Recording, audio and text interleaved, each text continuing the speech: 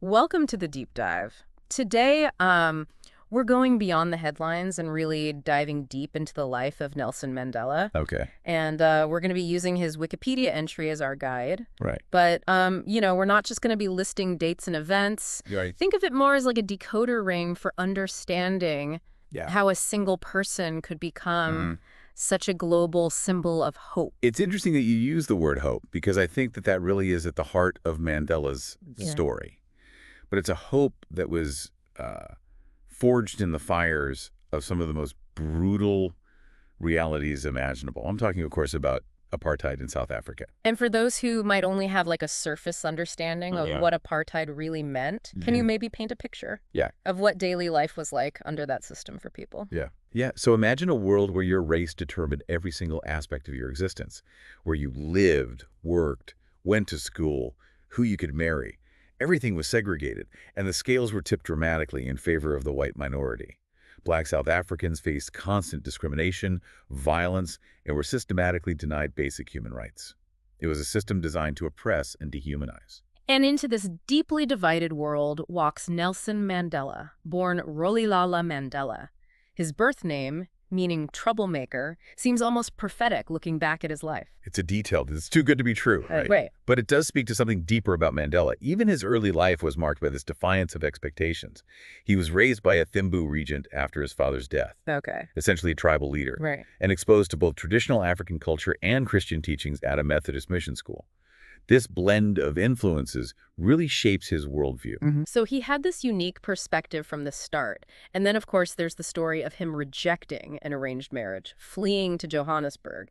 It almost feels like a classic hero's journey, leaving home to forge his own path. And I think that's a key insight into understanding Mandela. He was constantly challenging societal norms, always pushing the boundaries. That decision to flee wasn't just personal. It was a rejection of a system that sought to control his destiny. And it's in Johannesburg where he encounters the brutal realities of South African capitalism firsthand. You're talking about his time as a night watchman at the Crown Mines. Exactly. That experience had a profound impact on him. He saw firsthand the exploitation and the stark inequalities that fueled the system he was determined to change. But as we know, his stint as a night watchman was short-lived. Right, he was fired for being a runaway. It's almost comical in a way, but it led him to a pivotal connection. Walter Sisulu, an ANC activist. Sisulu saw something special in this young runaway. He helped Mandela get a job as a clerk at a law firm, and more importantly, introduced him to the burgeoning anti-apartheid movement. And it's during this time that Mandela really starts to hone his skills, both as a lawyer and as an activist. He even co-founded South Africa's only African-run law firm at the time, offering legal representation to those who desperately needed it. But for Mandela, law wasn't just a profession, it was a tool for social change, a way to fight for justice within a system rigged against his people. It's incredible to think he was able to achieve all of this while facing such immense societal barriers. But it seems activism really took center stage, which must have had an impact on his personal life. His first marriage to Evelyn Mace ended in divorce. That's right. Mandela himself acknowledged the toll his dedication to the struggle took on his personal relationships. It's a reminder that even the most iconic figures grapple with the human cost of fighting for a cause greater than themselves. Now let's talk about a document that really changed the game. The Freedom Charter. It wasn't just some abstract political treatise, was it? Absolutely not. The Freedom Charter, adopted in 1955 at the Congress of the People, was a radical document for its time. It brought together people of all races, Africans, Indians, coloreds, and even some sympathetic whites united in their demand for a democratic South Africa. Remember, this was still a time when racial segregation was entrenched in every aspect of life. And the opening lines are just so powerful. South Africa belongs to all who live in it, black and white. Such a simple yet profound statement. That's the genius of the Freedom Charter. It articulated a vision of a just and equitable future in language everyone could understand. It was a beacon of hope, a roadmap for a different South Africa, but it also painted a target on the backs of everyone involved in its creation. That leads us to the infamous treason trial of 1956. Over 150 activists, including Mandela, were charged with high treason, a capital offense at the time. The trial itself was a sham, a blatant attempt to silence dissent and crush the anti-apartheid movement. The charges were eventually dropped, but it was a stark reminder of the lengths the apartheid regime would go to maintain its grip on power. That experience must have had a profound impact on Mandela's thinking. He spent years under the constant threat of imprisonment, facing a legal system designed to punish him for daring to imagine a different future. It's a pivotal turning point. He goes from advocating for change within the existing system to questioning whether that system is even capable of delivering true justice. The seeds of armed resistance are sown during this period. Mandela begins to see that peaceful protest alone may not be enough to break the chains of apartheid. Which brings us to the formation of Umkhonto we Sizwe, MK, the armed wing of the ANC. The formation of MK was a controversial move. It signaled a shift in strategy, a recognition that the fight for freedom might require more than just words and peaceful demonstrations. Yeah, it's a decision that's easy to judge in hindsight, but at the time, facing a regime as entrenched and brutal as apartheid, can you really blame them for feeling like they had exhausted all other options? It was a decision born out of desperation and a deep sense of moral urgency. But it also brought a whole new set of complexities and risks. The ANC was now branded a terrorist organization by many governments, including the United States.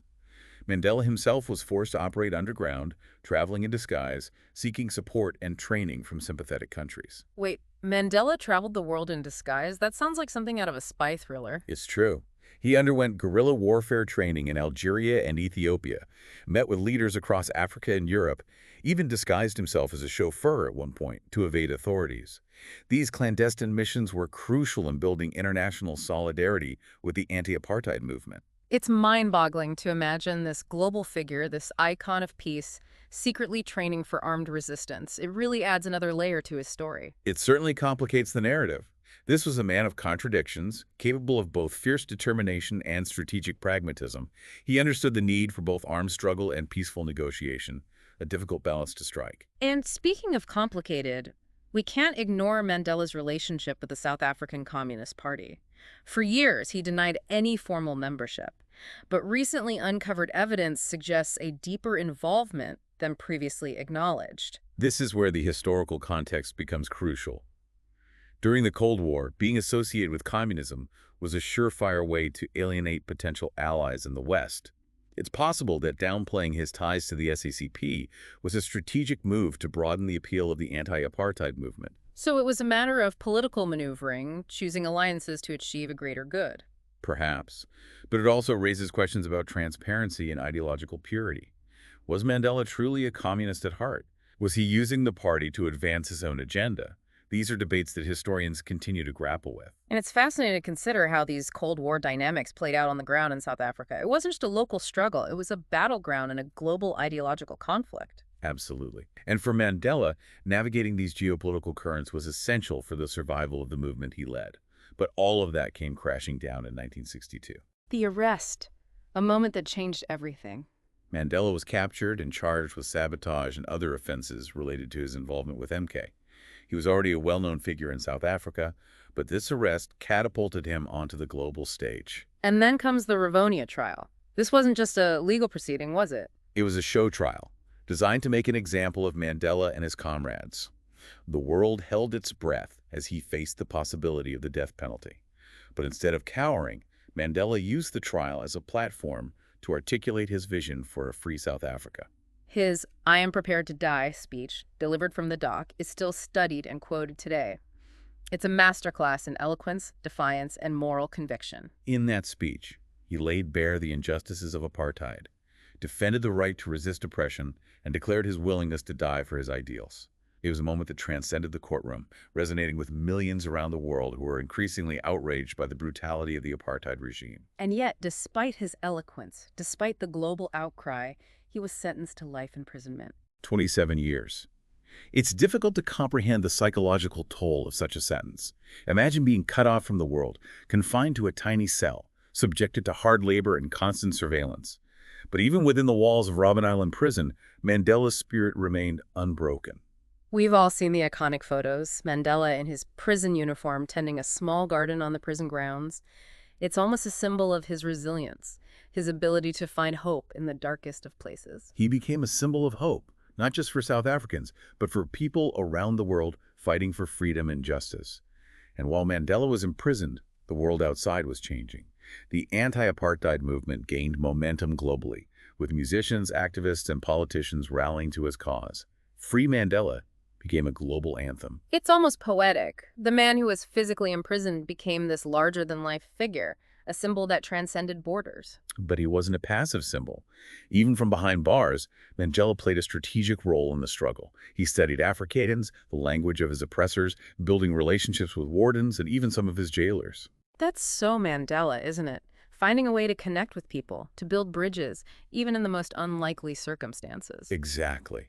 And that's what made him such a powerful force. He wasn't just a revolutionary. He was a master strategist, a skilled negotiator, and a charismatic leader who inspired millions. But it wasn't just Mandela's charisma or the global pressure campaign that led to his release.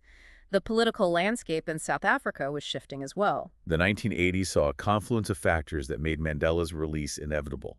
The South African economy was crumbling under the weight of international sanctions. The Cold War was ending, depriving the apartheid regime of its Western backers. And internally, the resistance was growing stronger, fueled by a new generation of activists who were inspired by Mandela's example. So it was a combination of internal and external pressures that finally forced the government's hand. And in 1990, the world watched as Nelson Mandela walked free after 27 years in prison. It was a moment of pure joy and disbelief. Millions had campaigned for his release, but few dared to believe they would actually see him walk free in their lifetime. The image of him walking hand in hand with Winnie, raising his fist in victory, is seared into our collective memory. It felt like the dawn of a new era. Yeah. It wasn't just like a personal victory. It Right. felt like the world had witnessed a miracle. But as we all know, that moment of euphoria was just the beginning of an even more challenging chapter. Exactly. Mandela emerged from prison, not as a vengeful figure, but as a leader, determined to build a new South Africa based on peace, reconciliation, and justice. The question was, how do you even begin to heal the wounds of such a deeply divided nation? It would have been so easy to just fall into the trap of retribution, Yeah. to punish those responsible for the horrors of apartheid. But Mandela chose a different path. He understood that true justice couldn't be achieved through revenge.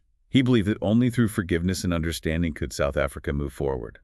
And that belief was at the heart of one of his most groundbreaking initiatives, the Truth and Reconciliation Commission. The TRC wasn't a typical court of law. It wasn't about like assigning guilt or punishment.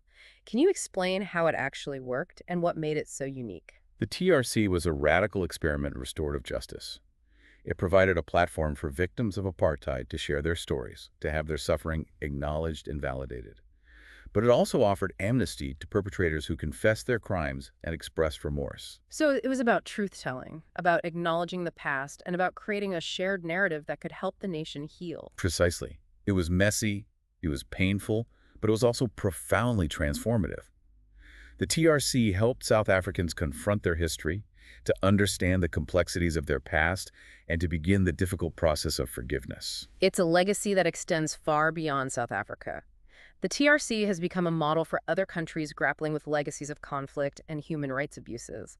But building a new nation wasn't just about addressing the past, was it? Absolutely not. Mandela also had to navigate the treacherous terrain of political transition.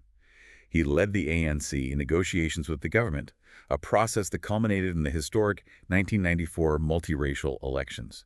For the first time in South African history, black citizens were allowed to vote. Can you imagine the weight of that moment? Millions of people finally able to exercise their democratic right after decades of being denied even the most basic freedoms. The ANC won a resounding victory, and Nelson Mandela became South Africa's first black president. It was a moment of jubilation, but also of trepidation.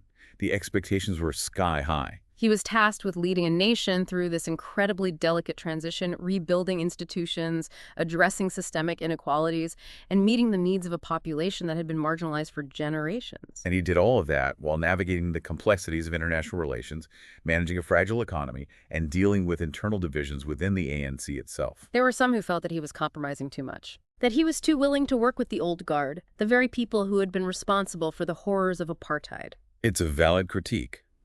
But Mandela understood that to achieve lasting peace, he had to find a way to bring everyone along, even those who had been on the wrong side of history. He believed in the power of dialogue, of finding common ground, even with those who had been his enemies. And let's not forget The symbolic gestures, like when he famously wore the Springboks jersey, a symbol of white Afrikaner identity, during the 1995 Rugby World Cup. That was a masterstroke of political symbolism. It sent a powerful message of unity and reconciliation, capturing the world's imagination and galvanizing the nation behind their team, which ultimately won the championship. It felt like a nation reborn. There's that image of Mandela handing the trophy to Francois Pienaar, the Springboks captain. It's one of those moments that transcends sport, becoming a symbol of hope and possibility. Exactly. It encapsulates Mandela's ability to transcend division, to bridge seemingly unbridgeable gaps, and to inspire a shared sense of purpose. He understood the power of symbolism, and he used it masterfully to unite a fractured nation. But his presidency wasn't all symbolism and reconciliation. He also had to tackle the very real challenges of poverty, inequality, and the HIV/AIDS pandemic, which was ravaging the country. He launched ambitious social and economic programs aimed at addressing the legacy of apartheid and creating a more just and equitable society.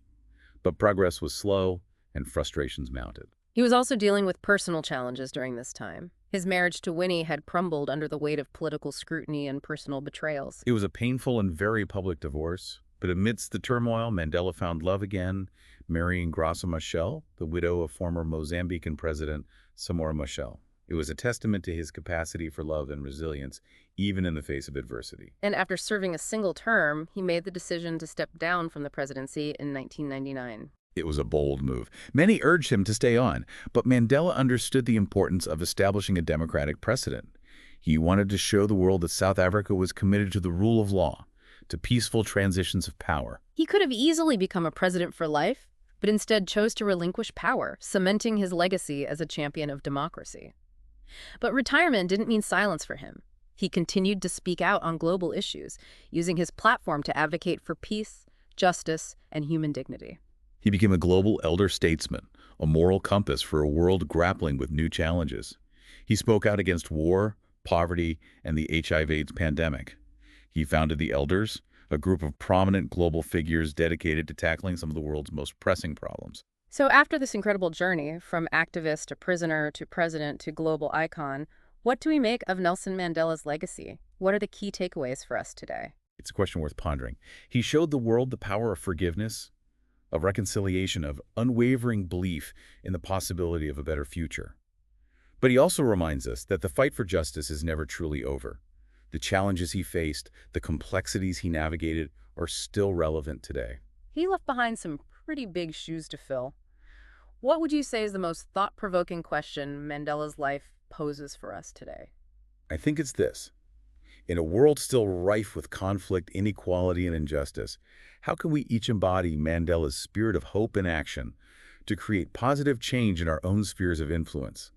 What seemingly impossible dream are we willing to dedicate our lives to achieving? It's a powerful question, and one that I hope our listeners will carry with them long after this deep dive. Nelson Mandela's life was a testament to the human spirit's capacity for resilience, compassion, and unwavering belief in the possibility of a better world.